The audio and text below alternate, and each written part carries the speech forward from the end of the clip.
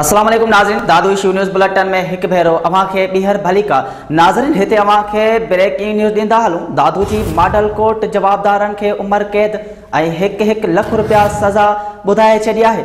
नाज़रीन, हिते अवां खे ब्रेकिंग न्यूज़ ॾींदा हलूं। दादू जी मॉडल कोर्ट जवाबदारनि खे उम्र कैद ऐं हिकु लख रुपया दंड जी सज़ा ॿुधाए छॾी आहे।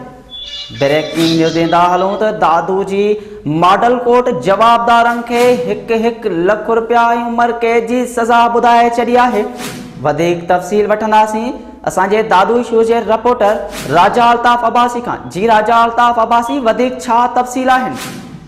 जी बिल्कुल मंजूर, मां तव्हांखे ॿुधाइण वाला त दादू जी मॉडल कोर्ट अदालत क़त्ल जो ॾोह साबित थियण ते टिनि जवाबदारनि खे उम्र कैद ऐं हिकु लख जी दंड जी सज़ा ॿुधाए छॾी आहे। तव्हांखे ॿुधाईंदो हलां त 6 साल अॻु सीता रोड थाणे जी हद में सगावती तकरार त मोहम्मद अली समूह खे क़त्ल कयो वियो हो।